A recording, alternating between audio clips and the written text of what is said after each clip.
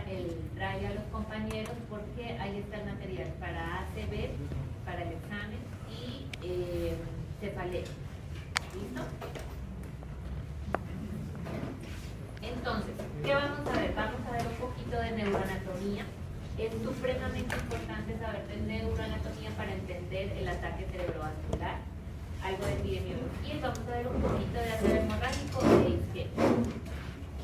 Entonces, recordemos que la circulación cerebral tiene un territorio anterior y un territorio posterior. El territorio anterior es todo lo que vemos de rojo, ¿no? Nace en el arco aórtico, hay una subclavia derecha y una subclavia izquierda. Acordémonos que la derecha siempre sale del tronco brachiocefálico, de ahí sale la arteria carótida común, la externa, y nos vamos por la interna que sube y saca las arterias cerebrales medias, que tienen un territorio superficial, que es para la corteza, y un territorio profundo que se va para los ganglios de la base. A veces los infartos pueden manifestarse con un temblor, con una corea, y no necesariamente con una parálisis, que es lo común. Y acordémonos, hacia adelante va la arteria cerebral anterior. Esto es territorio anterior. Luego vemos que de la arteria cerebral media vamos a encontrar una arteria comunicante posterior, que es la que va a hacer enlace, y vamos a formar todo el polígono de Willis.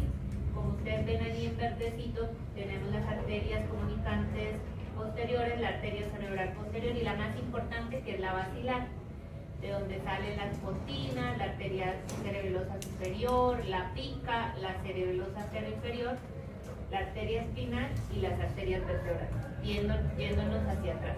Pero si nos vamos de atrás hacia adelante, aquí tenemos las dos vertebrales, se unen, forman la basilar y se comunican con las comunicantes posteriores con el territorio anterior.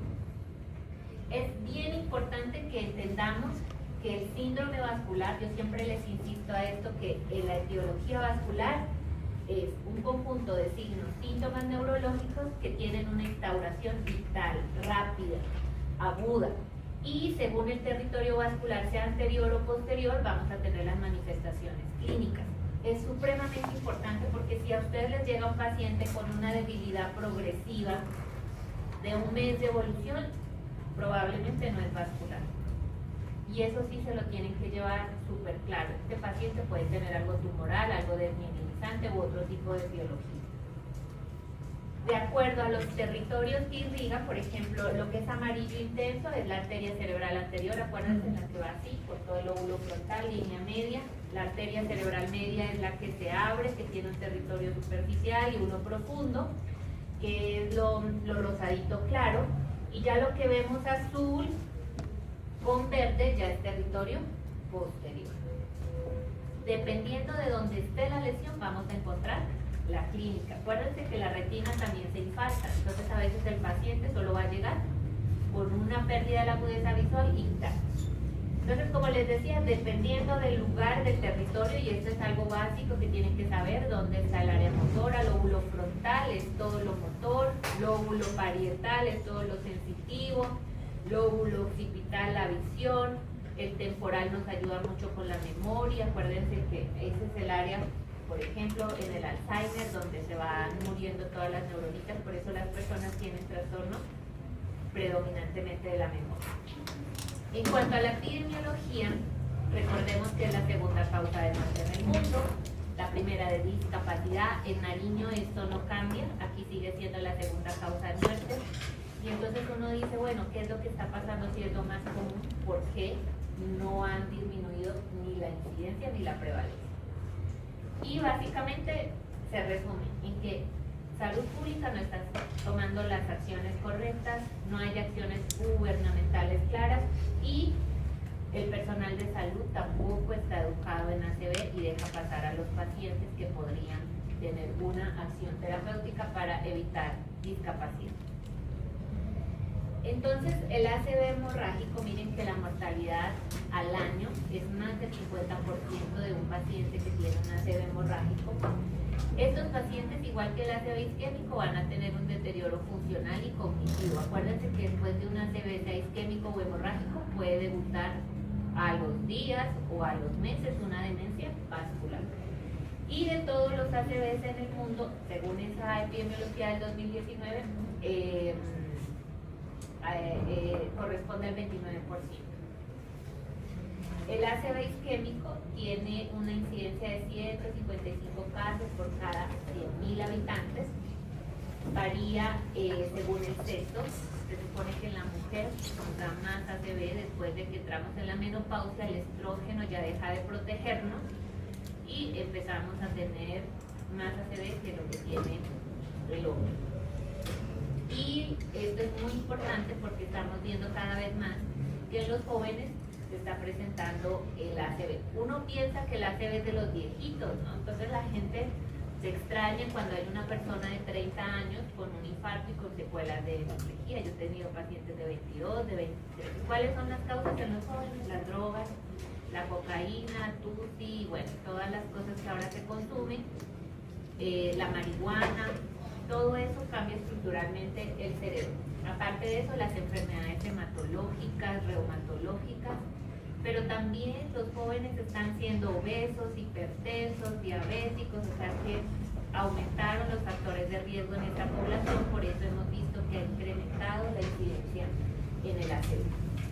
Entonces, ¿cómo se clasifica el ACV? Esta clasificación, digamos, yo nunca he sabido dónde sacan esos porcentajes, pero si ustedes ven la literatura desde los 60, 70, siempre ha clasificado el ACV así. Más frecuente es el isquémico. Luego tenemos el hemorrágico y acuérdense del sistema venoso. Existe la trombosis venosa cerebral. El sistema venoso también se infarta y topográficamente es diferente. Y es muy, o sea, a ver, en el año que tengamos una trombosis venosa o un ACV venoso, es de 2 casos, 3 casos en el año. Generalmente pacientes jóvenes y no dejan tanta secuela en los pacientes. En el hemorrágico, miren que se divide en el hematoma intraparenquimatoso y en la hemorragia subaracnoidea. Y el isquémico tenemos el ataque transitorio isquémico y el ACV isquémico. Entonces vamos a empezar con el ACV isquémico. Entonces, miren, esta imagen no se ve muy bien. ¿Y por qué es importante el tiempo en el ACV? Sobre todo en el isquémico.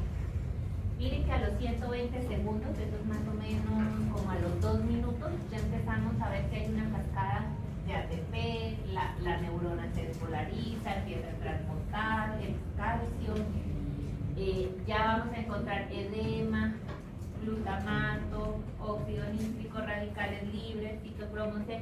Alrededor de la hora, ese cerebro que está infartado, que no le llegó flujo de sangre, a la hora ya tiene todos estos datos. Y en la primera hora ya vamos a encontrar muerte neuronal y necrosis. Pero entonces uno piensa que cuando hace una trombolisis o una trombectomía, uno va a salvar el tejido que se infartó. Y eso no es así. El tejido que se infartó se murió. O sea, eso ya no lo vamos a salvar. Lo que vamos a salvar es esta área de aquí, que es el área del penumbra. Entonces, hay un vaso, no le llega sangre, esta parte se muere, pero estas células de acá están como que pidiendo ayuda, quiero oxígeno, quiero nutrientes, están como medio vivas, medio muertas, y cuando hacemos trombolisis o trombectomía, vamos a salvar ese tejido. Porque en la primera hora, menos de la hora, ya esa neurona está muerta. ¿Listo? Hasta ahí eso es importante para que entendamos el por qué tenemos que actuar rápido en un ataque transitorio. Entonces, miren, yo les pregunto todavía a los que rotan conmigo y todos me dicen, no, un ataque transitorio es cuando el déficit dura menos de 24 horas. Miren, desde el 2002 ya se habla de que el AIT o el ataque transitorio isquémico es un episodio breve de disfunción focal originado por isquemia cerebral o de retina, cuyos síntomas suelen durar menos de 1 hora. ¿Listo? Y lo vamos a encontrar hallazgos de una isquemia en las neuroimágenes. Entonces, miren que en este estudio demostró que los pacientes que se recuperaban después de las 24 horas. En la primera hora solamente era el 2%. El 20% de pacientes con stroke, esto es bien importante, fueron precedidos con el ataque transitorio isquémico. Y miren, esto es como les puedo decir, cuando hay un ataque transitorio isquémico, si tenemos un paciente mayor de 60 años que es diabético y que tiene los síntomas que duran más de 10 minutos, este paciente tiene el riesgo de las primeras 72 horas de instaurarse el infarto. Entonces, ¿qué pasa? El paciente llega al hospital a urgencias ya sin déficit. ¿Y qué hace el médico general? No, señor, váyase para la casa porque está muy bien. Ya no tiene déficit. O a veces no le cree el médico a la familia ni al paciente. Pero usted lo devuelve a la casa y él le va a volver a usted en 2-3 días infartar. Entonces, uno calcula una ABCD. Es como un score que tiene más o menos eso, y usted puntúa mayor de 4, usted lo ingresa, lo estudia para evitar que este paciente tenga un ataque ya instaurado. ¿Listo? No se ve instaurado. ¿Preguntas hasta allí? ¿No? ¿Entendido? Y nuevamente, ¿qué es un ataque cerebrovascular? Es un déficit neurológico que puede afectar al cerebro o la médula. Acuérdense que la médula también se infarta. ¿Y cuál es la característica? Que es súbito, vital, agudo, que puede ser global. A veces cuando hay paros cardiorrespiratorios, o sea, no llega por ninguna de las carótidas, llega sangre al cerebro, se infartan los dos hemisferios. ¿Ya? Y por eso uno habla de una ACV global. Cuando es focal es porque solo es un territorio vascular de ese parénquima cerebral. ¿Listo? ¿Y por qué ocurre? Porque no llega sangre a esa área, porque hay un trombo, porque hay un embolo. ¿Listo? Eso es como lo más práctico. Entonces, miren, esto es súper viejito y desde ese entonces estamos clasificando al ACV según esas grandes etiologías: aterosclerótico o aterotrombótico, cardioembólico, de pequeños vasos, de otras etiologías diferentes a estas o indeterminadas. Cuando yo a mi paciente ingreso con una ACV, digamos que no tuvo ninguna alternativa terapéutica, lo ingreso a estudiar qué provocó ese infarto. Si es una fibrilación auricular, entonces, ¿qué etiología puede ser? Cardioembólica, si es un émbolo vuela para allá. La falla cardíaca también da mucho ACV.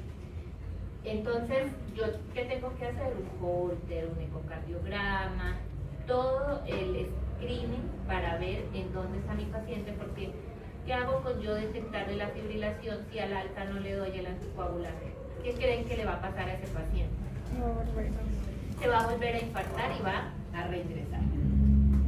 Entonces, miren, esto es muy interesante porque se ha estado viendo cómo los jóvenes desde los 18 años, miren las etiologías que se están encontrando actualmente. Por eso ya la idea de que el ACV es de los viejitos, sáquenselo de la mente. O sea, todos podemos tener un ACV. Si yo planifico con anticonceptivos orales, ya estoy predispuesta. Si me embarazo, yo he visto muchas embarazadas que se han infartado. Si tengo una alteración cardíaca, no sé, un foramen oval permeable, también. Si tengo, miren que hasta la migraña te puede dar un infarto. A veces los estatus migrañosos, cuando el paciente lleva más de 72 horas con la crisis, hay una cascada inflamatoria que hace que el paciente se infarte. Y hay infartos migrañosos. Por eso, me pareció muy importante traerles esta diapositiva para que empecemos a romper esos paradigmas. Y cuando hablamos de aterosclerosis, yo creo que ustedes son expertos en aterosclerosis porque están viendo diabetes, hipertensión, ¿sí? Entonces, aquí hay un caso, por ejemplo, de cómo se forma la placa, cómo obstruye, miren allá vemos la angio y se alcanza a mirar cómo está esa oclusión y miren cómo se representa imagenológicamente, ¿no? Depende, ¿no? Si este es su lóbulo dominante y miren que aquí está casi en el homúnculo, este paciente puede tener alguna alteración. Te dice chiquifica la lesión, pero si es su lóbulo dominante, este paciente puede tener un déficit motor y secuela. Cardioembólico, lo que hablábamos de los émbolos, miren que la fibrilación auricular es, digamos, la patología que más predomina, pero miren todas las causas, ¿no? Cuando uno hace un ecocardiograma, no hay FA, dicen, pero usted le mira, tiene insuficiencia mitral, estenosis de alguna válvula, tiene falla cardíaca, tiene endocarditis, eso también causa un ataque cerebrovascular. Pequeños vasos. ¿Cuándo hablamos de pequeños vasos? Y aquí es muy importante porque son esos infartos chiquiticos que son como lagunitas, por eso se les dice lagunares. ¿Y quiénes producen alteración en estas arterias penetrantes? La hipertensión y la diabetes. Por eso digamos que en todo medicina interna en lo que más se les hace énfasis es en la hipertensión y en la diabetes, porque como ustedes podrán ver, afecta todos los órganos. Entonces,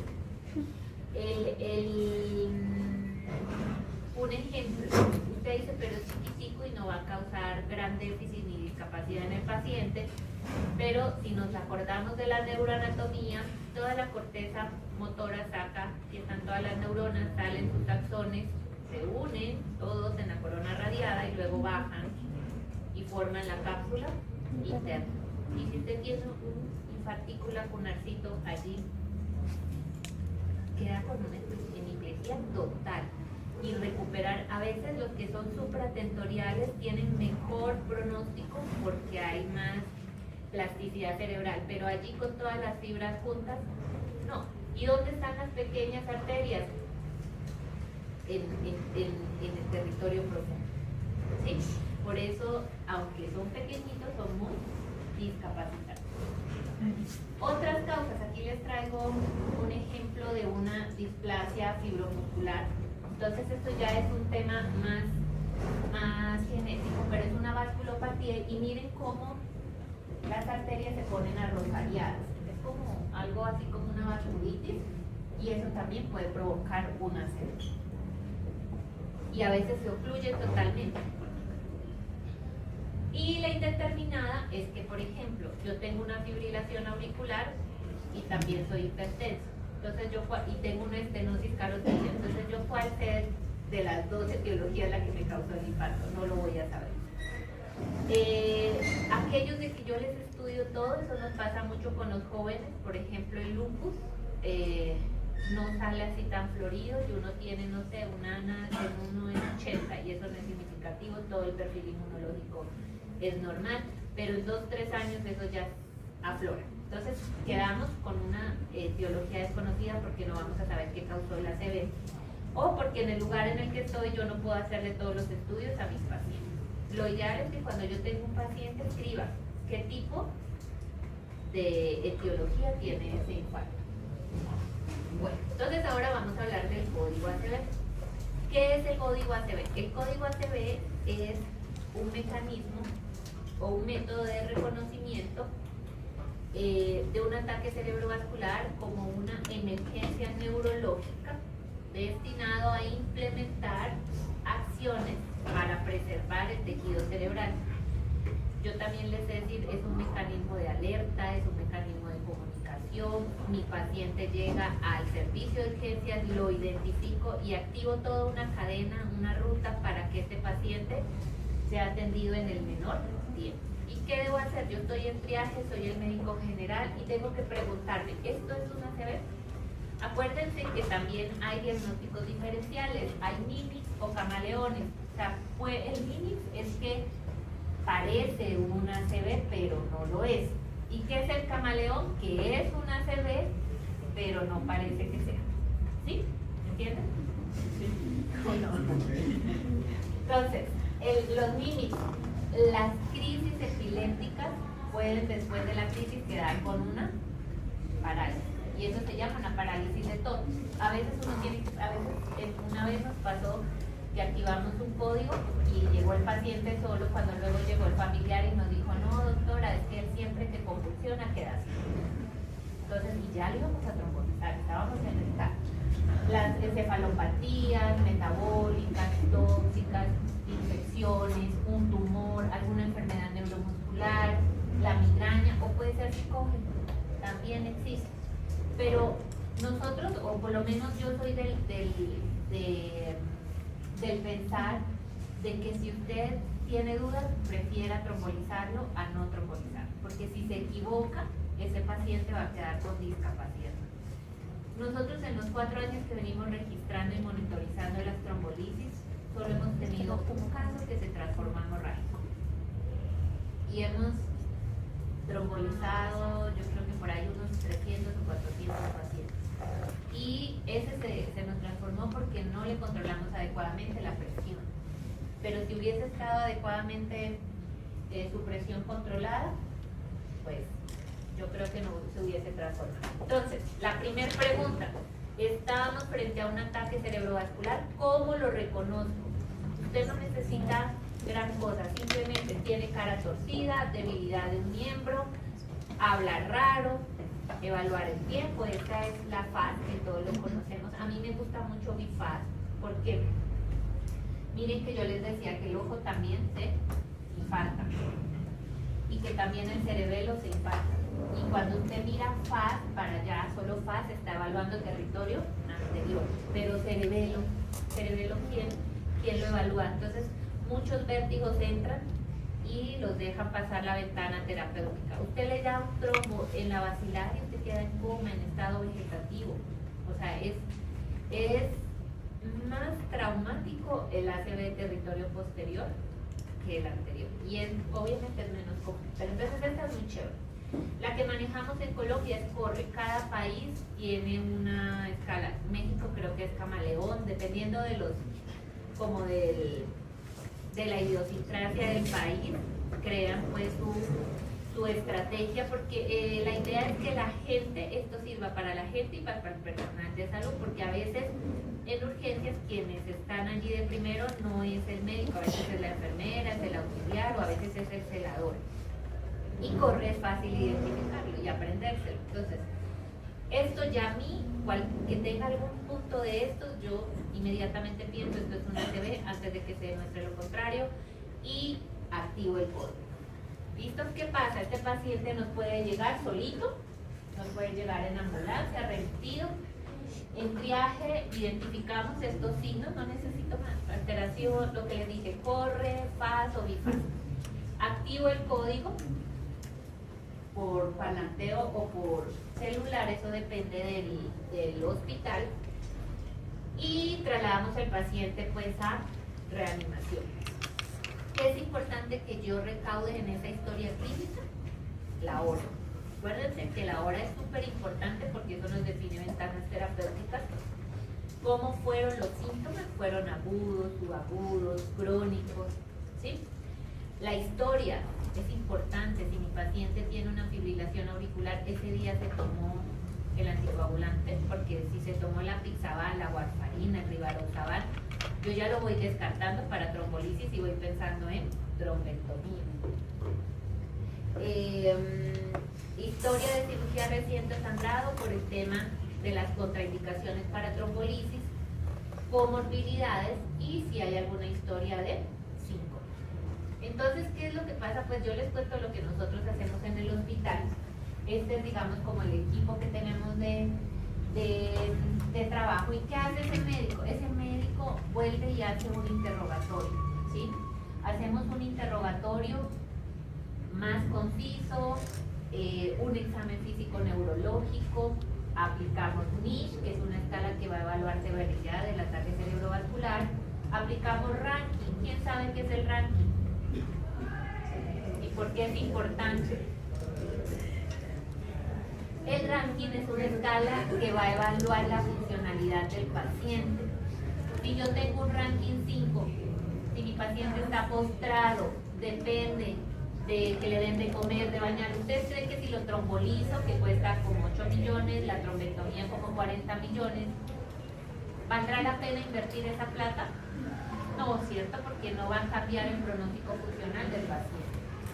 Entonces, listo, ya hice mi historia clínica, sé que llevas 3 horas Ese es un escenario que lleve 3 horas o que lleve menos de 4.5 horas o que lleve más de 4.5 horas o que yo desconozca el tiempo de evolución de mi paciente.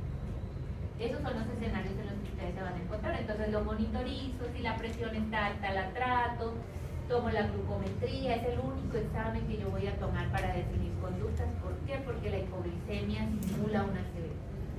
Entonces puede tener un déficit, yo le doy dextrosita, mejora el paciente, digo no, esto fue la hipoglicemia, pero si no mejora y eso es en 10 minutos, usted sigue con el polvo.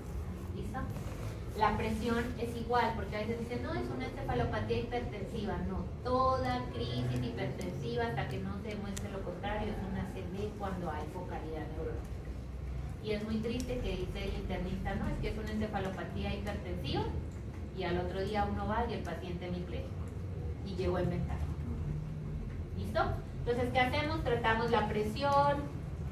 Cuando lo canalizo las dos venas, una para el trombolítico, el otro para el contraste. Yo saco los estudios para yo hacer angiotac de cerebral y de vasos de cuello, que es parte del protocolo. Yo no requiero creatinina, a menos de que me digan, yo tengo una insuficiencia renal. Ahí sí, si no, no. Todo esto, una historia clínica en menos de 10 minutos y nos vamos para el tomógrafo. En el tomógrafo nosotros llevamos nuestro kit. El kit que lleva el alteplase, lleva, si se me va, por ejemplo, empieza a hacer una reacción alérgica, yo llevo allí mi esteroide, llevo allí mi antihistamínico para tratar la emergencia allí, porque mi plan es que yo trombolice aquí. Entonces yo hago la tomografía. Si mi paciente lleva más de 4.5 horas, es del despertar, o tiene lacunares, yo lo paso a resonancia. Si no, el protocolo normal es hacer TAC y angiotac. Yo no necesito más para tomar una decisión de trombolizar. Entonces, aquí podemos ver las diferentes imágenes. Siempre hay que preguntarnos si estamos frente a una ACV o no, si la tomografía tiene alguna lesión o tiene. Ya vamos a mirar acá. Vamos a calcular el aspect. 10 es una tomografía normal. Generalmente para trombolisis y trombectomía yo debo tener un aspect mayor de 7, y son hipodensidades que voy a encontrar al ojo, porque los tomógrafos de aquí, esto hay un software que lo capta, pero nosotros no lo tenemos. Entonces toca al ojo ver por territorio si hay una pérdida de diferenciación de sustancia gris o sustancia blanca. ¿Listo? Si mi aspect es 10, es decir, normal, o es mayor de 7, miren que el territorio posterior también tiene un aspect que hay que evaluar. Esto es una resonancia, pero si yo tengo un aspect 10 normal, ¿listo? Y tengo la clínica, estoy segura que es una ACV, yo lo trombolizo. Y por el otro lado, yo le estoy poniendo el contraste para hacerle el angiotac, y obviamente que no tiene contraindicaciones, que estamos en menos de 4.5 horas, lo trombolizo y lo paso a angiotac para ver si además de la trombolisis mi paciente tiene criterio de trombectomía, porque si el trombo está en M1, la probabilidad de que se recanalice con la trombolisis es menos del 10%. O sea, sí o sí tenemos que hacer trombectomía. Esto es un ejemplo de una resonancia. Y es importante porque, como les dije, el otro escenario que tenemos es que nuestro paciente se acostó a las 8 de la noche bien, y usted al otro día vaya y encuentra a su papá, a su mamá, lo encuentra como afásico y que no puede mover un lado del cuerpo. Y no sabemos entonces cuál es la hora. Entonces, si es más de 4.5 horas, esta secuencia es DWI o difusión, y esto es lo que brilla o restringe. Y si yo veo esto en el T2 FLAIR, eso ya está instaurado. Aquí yo ya no puedo hacer trombolisis. Lo que hago es angiotac para evaluar si mi paciente, la resonancia tiene un TOF que es como un angiotac, una reconstrucción, y yo evalúo allí si tiene criterio de trombectomía. La trombectomía solo va para M1, M2 o carótida interna y para vacilar. Lo que es periférico no sirve la trombectomía. ¿Listo? Y si lleva menos de 4.5 horas, como se brilla mucho acá, pero camina, no tiene nada. Entonces, esa es la decisión con resonancia para tomar decisiones de trombolisis o trombectomía. Y ahí es que nos preguntamos, entonces, ¿qué voy a hacer? ¿Trombolisis o trombectomía? ¿O hago las dos juntas? Generalmente nosotros, como no tenemos angiógrafo, tratamos de trombolizar a todo el que se pueda porque es la única, digamos, esperanza que tiene ese paciente. Porque como no tenemos angiógrafo, tenemos que esperar a que la EPS le autorice y que a veces pierden la ventana y se quedan los pacientes ahí con la discapacidad. Entonces, el RTPA o alteplase es el único en este momento que está autorizado aquí en Colombia. La ventana terapéutica, si no hay contraindicaciones, es menos de 4.5 horas, pero hay ventana extendida dependiendo de la colateralidad hasta 8 horas para trombolisis. Entonces, estas son las indicaciones, que debe ser mayor de 18 años, menos de 4.5 horas, la escala de Niche mayor de 4 y menor de 25, Niche menor de 5, pero discapacitado. Entonces, Niche está en una controversia en este momento, porque como yo les decía, si el infarto es en la cápsula interna, me puede puntear hasta un Niche de 28. ¿Sí? Y realmente no es algo extenso, no se me va a transformar en hemorrágico, porque uno piensa entre más alto el Niche, más grande la lesión, y no es así. Entonces, o al contrario, si tenemos un Niche de 2, un ejemplo, me da a mí una CB y quedo afásica, solo tengo afasia. Para mí es discapacitante. Entonces, yo lo trombolizo. Entonces, digamos que el Niche se debe individualizar al paciente que tenemos al frente. Si digamos, tiene una mianopsia, nuestro paciente solo tiene mianopsia, pero es conductor de un carro, eso ya para él es discapacidad. Entonces, el Niche tenemos que individualizarlo con el paciente que tenemos al frente. Estas son las demás contraindicaciones que hay por eso uno cuando está con el paciente allí está haciendo checklist, checklist, checklist. Esto no se lo tienen que aprender de memoria. Usted saca su celular, lo mismo con el Niche, el ranking, usted saca su celular, va haciendo el Niche, va haciendo el ranking, va viendo contraindicaciones, porque nadie, yo creo que se aprende esto porque allí se manejan muchas cosas, estrés, entonces la información existe en internet. ¿Listo? Sí es importante que cuando decidimos trombolizar a un paciente debemos anotar la hora. Entonces, yo ya lo decidí trombolizar y aquí vamos con los tiempos. Desde que llega mi paciente hasta que yo tomo la decisión de trombolizarlo o no, debe ser menos de una hora. En 20 minutos yo tengo que estar en TAC. Y entre TAC y toma de decisión máximo 15 minutos. Cuando usted tromboliza a un paciente más de una hora después de que pisó el hospital, usted está haciendo una mala atención con su paciente. ¿Listo? Entonces, como el código azul, ¿qué es lo que más le recalcan a uno cuando está haciendo el de curso de reanimación? Pues que vigile el tiempo, porque si usted se demora, lo que va a sacar o va a volver a latir es un vegetal, porque su cerebro ya no va a estar funcionando. Entonces acá es muy importante. La presión debe ser menos de 185-110 para iniciar el tratamiento. Acuérdense que la dosis 0.9 miligramos kilogramos. Así el paciente nos pese 100 kilos, yo no debo pasar de 90 miligramos. El primer bolo, el 10% lo damos en un minuto y luego el resto lo damos en bomba de infusión durante una hora. ¿Listo? Dice que uno debe vigilar la trombolisis en la UCI, pero no siempre hay UCI. Y hay muchos estudios que demuestran que no es necesaria la UCI.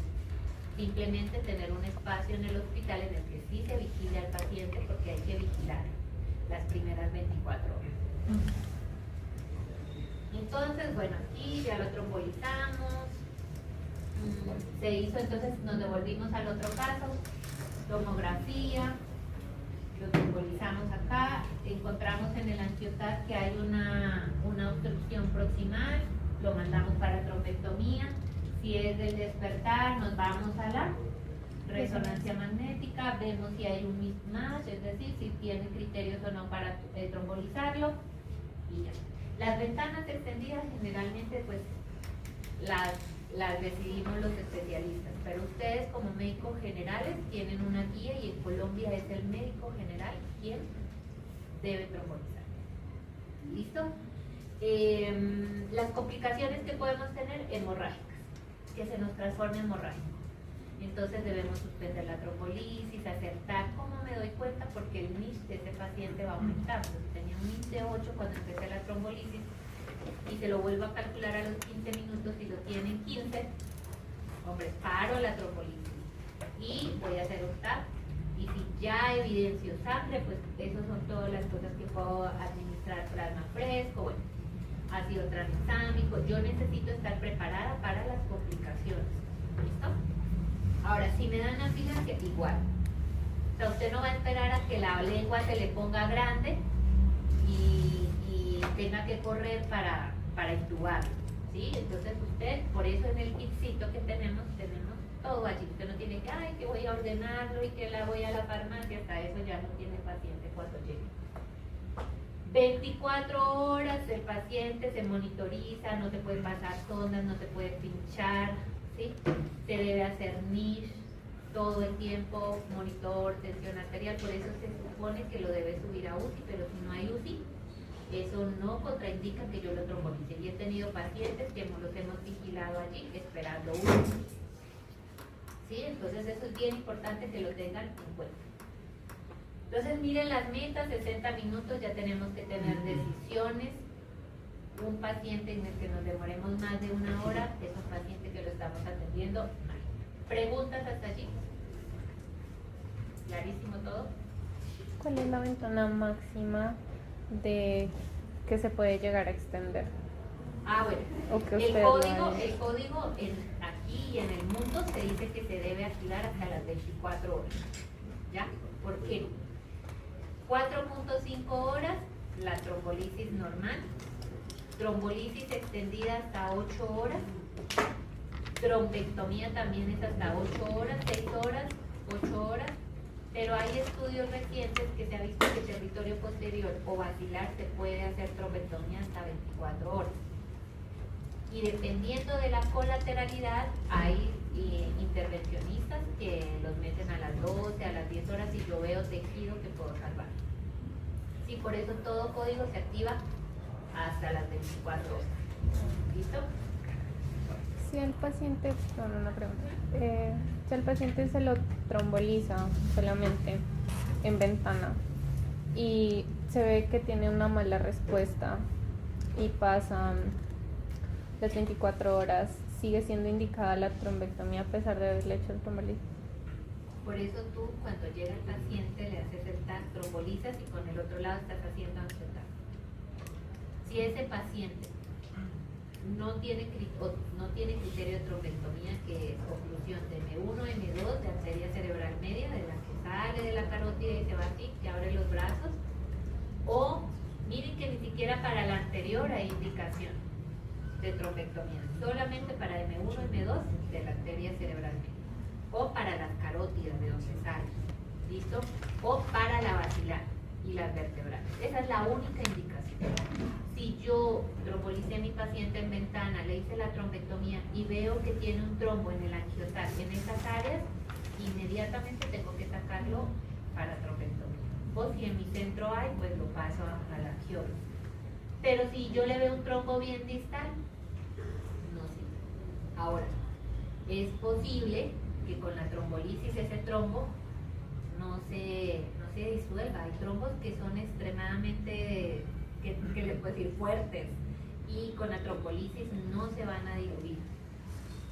O es posible de que este paciente pueda que sí se le vaya el trombo, pero como tenía tan poca colateralidad, o sea, la colateralidad es como esas arterias accesorias que cuando aquí se me tapó el flujo, vienen noticas por acá y empiezan a reperfundir. O sea, es como una inteligencia del propio cuerpo. Y ellas reperfunden. Pero hay pacientes que tienen muy poca colateralidad, el trombo se fue, pero ya la isquemia es muy grande. Entonces tú vas a decir, no, falló la trombolisis. necrolisis. De pronto no falló, el trombo se diluyó, pero si no tiene buena colateralidad, el tejido, el área de necrosis va a ser grande a pesar de que yo lo haya reperfundido. ¿Qué vimos al principio? Hasta la primera hora ya hay necrosis, ya las células han muerto. Entonces eso es importante. Por eso a veces uno al paciente no debe hacerle falsas esperanzas, o sea, uno les tiene que decir, es una oportunidad de que se revierta la discapacidad, pero no significa que el paciente va a salir caminando. Es una oportunidad. ¿Listo? Bueno, como ustedes saben, el ACV hemorrágico es hematoma intraparenquimatoso y hemorragia subaracnoidea. Entonces, para hemorragia subaracnoidea es otro mundo. Entonces, solo vamos a hablar hoy de hematoma intraparenquimatoso. ¿Por qué me parece importante? Bueno, el ACV hemorrágico también es una emergencia neurológica, porque a veces cuando, por ejemplo, yo los veo en mis médicos que dicen, activamos el código, bueno, doctora, ya le hicimos el TAC y es hemorrágico, es un hematoma, y van y me dejan el paciente por allá tirado, o sea, como que si no importara. Pero el hemorrágico también es importante y ahora van a entender por qué. También deja discapacidad y si yo lo cuido bien a ese paciente, que son medidas que ni siquiera son medidas así súper heroicas como el isquémico, que tú haces trombectomía, es simplemente vigilar presión, vigilar temperatura. Todo eso hace que la dinámica del cerebro haga que ese cerebro no empeore más su lesión. Si yo hago que el cerebro no empeore más, ya estoy haciendo muchísimo por ese paciente. Entonces uno a veces los ve que vienen neurocirugía y dice, no, ya esto no tiene manejo quirúrgico y póngalo por allá. Y ese paciente con presiones voladas, está aumentando su hematoma, se está expandiendo más, se está causando más lesión, cuando la solución era monitorizarlo y vigilar y controlar su presión arterial. Entonces, el ACV hemorrágico es una emergencia neurológica, tiene una clínica muy heterogénea, diversas causas, tienen un manejo agudo igual y tienen resultados diferentes. Entonces, ustedes cuando pasen por neurocirugía van a hablar de los hematomas intraparenquimatosos traumáticos, ¿sí? Por el TEC sobre todo, y aquí vamos a hablar de esa que es no traumática o espontánea. Entonces, a veces la clasifican como lobar, no lobar, supratentorial, infratentorial, y según los mecanismos, lo más común es el hematoma de pequeño vaso, que es el 80%. ¿Y saben quién lo da? ¿A nadie se le ocurre? ¿Ah? ¿Qué factor de riesgo me da a mí mucho? Miren que el pequeño vaso, la ruptura del pequeño vaso por la hipertensión arterial es el 80% de los hematomas intraparenquimatosos. Hay otros mecanismos macrovasculares y también, acuérdense que los tumores también sangran.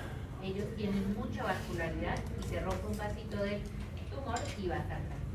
Entonces, esta es la de pequeños vasos, es la más frecuente. ¿Y por qué la da? Aterosclerosis. ¿Listo?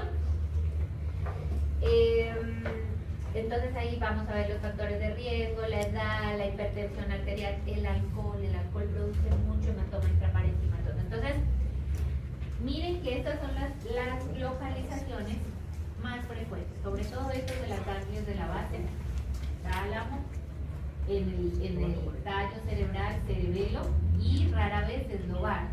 Por eso a veces el neurocirujano ve un hematoma ahí en ganglios de la base y dice, no, esto es hipertensivo. Él no piensa que puede haber un aneurisma allí que se rompió y causó el hematoma. Y de una, ni siquiera le hacen angiograma. Otra de las patologías, esta es un poco más rara, pero es de vasos pequeños y es muy chévere la enfermedad, porque ustedes solo la van a ver en la secuencia Schwann de una resonancia, ¿sí? Y ella puede debutar, miren, esta es la secuencia Schwann y estos son las microhemorragias. Usted hace un TAC y no va a ver nada de esto. Esto solo lo va a ver aquí, en esta secuencia Schwann. Y ella puede ser hereditaria, esporádica. ¿sí? Y cómo debuta, ella puede ser asintomática o puede debutar como un ataque transitorio isquémico. Entonces acuérdense, un ataque transitorio isquémico, una de las causas puede ser una angiopatía cerebral amiloidea o un paciente demente con demencia puede tener de base, por eso a veces uno les hace resonancia, una angiopatía amiloidea, ¿no? Y estos ya son los trastornos macrovasculares. Entonces, a ver, por aquí tenemos un aneurisma, entonces tengo un hematoma intraparenquimatoso, porque la causa fue, no es hipertenso, es joven, tiene 20 y tantos años, y resulta que tiene un aneurisma. O tiene una malformación arteriovenosa, o tiene un cavernoma, o tiene un tumor que sangró, o es una vasculitis, es un lúpico, ¿sí?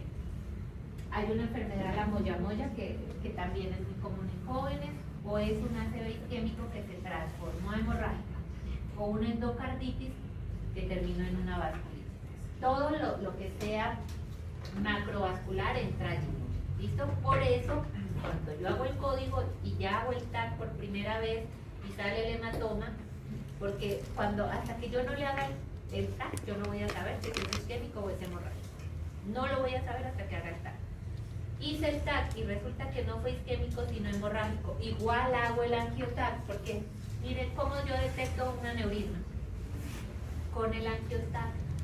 Entonces, ahí mismo yo estoy sabiendo ya la etiología y qué vamos a requerir ya inmediatamente, que el endovascular haga una, no sería trombectomía, sino que le ponga clips a ese aneurisma, lo llena esa bolsita de clips para que no salga más sangre. ¿Listo? Entonces se rompe el vaso, se expande el hematoma, hay una lesión alrededor del hematoma y la sangre puede tapar por donde ya la hidrocefalia ya es algo más tardío, ¿no? Pero la sangre puede tapar los sitios por donde ahí se circula el líquido cefalorraquídeo. Entonces, como los tapa, empieza a quedarse, a acumularse el líquido cefalorraquídeo y el paciente sale muy bien, pero al mes ya llega con la hidrocefalia. ¿Listo? Bueno, esto no lo vamos a hablar porque nos quedamos aquí mucho tiempo, pero sí es importante que entendamos que el ACV isquémico es más severo. En menos de una hora yo tengo lesión irreversible. En cambio, el hematoma da más chance. Por eso a veces cuando salen de un hematoma, a veces funcionalmente están mejor que el isquémico. Y uno creería que es al contrario, pero la sangre parece que hace menos daño que la falta de oxígeno y de los nutrientes. ¿Cómo lo diagnosticamos? Igual tenemos el déficit neurológico y hacemos la neuroimagen. ¿De acuerdo? Le vamos a hacer angioTAC porque vamos a matar dos pájaros de un tiro. Vamos a ver si hay alguna etiología macrovascular en ese hematoma. Pero también podemos predecir si este hematoma se va a expandir. Y este es el signo del punto que podemos encontrar en ese angio. Miren que cómo se expandió a las 24 horas, al otro día. Entonces usted lo ve bien y al otro día ya lo encuentra bien. ¿Por qué? Porque no lo cuidamos, no hicimos, pues no prevenimos todas estas complicaciones. Entonces, clínica, igual que lo que vimos en ACV, tener una historia isquémica, una historia clínica completa. Es importante saber que el 20% de los pacientes menores de 70 años tienen una causa vascular secundaria y los menores de 70 años también tenemos que tener en cuenta la hipertensión arterial o el problema de los pequeños vasos. También existen en el mundo las unidades de manejo para el ACV hemorrágico. Esto es importante tenerlo en cuenta. Por eso les digo, el ACV no es irlo a dejar en una cama. Son cuidados básicos que pueden predecir e impactar en la funcionalidad y en la discapacidad del paciente. ¿Y cuál va a ser nuestro target o nuestro tratamiento? Vigilar la presión, tenemos que individualizar la presión, ¿sí? Si nuestro paciente estaba tomando warfarina y cuando usted le va a hacer el INR y lo tiene en 8, en 10, en 14, pues tiene que revertir ese INR. Y podemos usar otras terapias como el ácido tranexámico, que últimamente se viene usando mucho. Debemos pasar a estos pacientes a UCI, ¿sí? Dependiendo de que si este paciente tiene un gran hematoma, porque se puede expandir, se puede herniar y vamos a necesitar que el neurocirujano entre y descomprima a este paciente. Ahora, hay, digamos, una controversia porque el intensivista y uno pelea con el neurocirujano, vea, pero hágale la craneotomía, y él llega y dice no, a ojo, piensa uno. Pero realmente en todos los estudios no se ha demostrado que las craneotomías descompresivas puedan cambiar el estado funcional del paciente. ¿Sí? Entonces, en cierta manera, uno entiende por qué ellos a veces no toman la decisión de operarlo. Sí se ha visto, y hay evidencia en los hematomas que tengan mayor de 3 centímetros, sobre todo en territorio posterior o en fosa posterior, les sacan un pedacito del cráneo y eso se expande y drena en el hematoma y el paciente tiene un buen pronóstico funcional. También, si el paciente es joven, una craneotomía supratentorial va a ser muy beneficiosa para el paciente.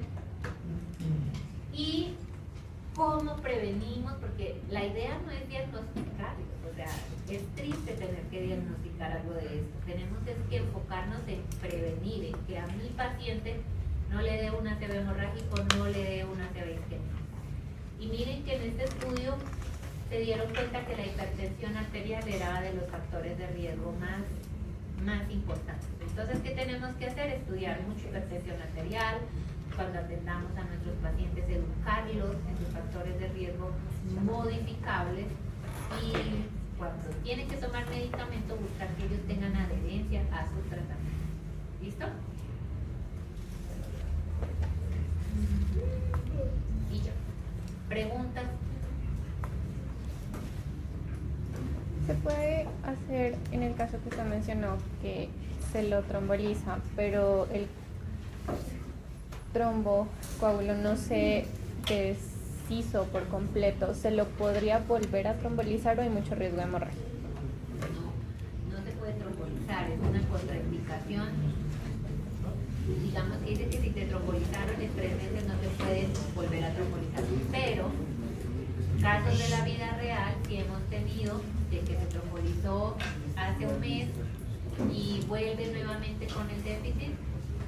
Si hay unos criterios y unos escenarios en el paciente imagenológico, yo lo vuelvo a trombolizar. Previa información a la familia, pero inmediatamente, digamos, yo lo trombolicé y lo voy a volver a trombolizar. ¿Listo?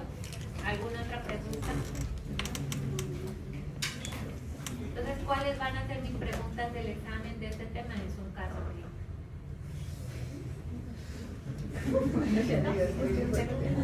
Yo creo que les hablé como de esa manera, ¿no? Para que ustedes tengan como ese enfoque. Aprendan, lean, la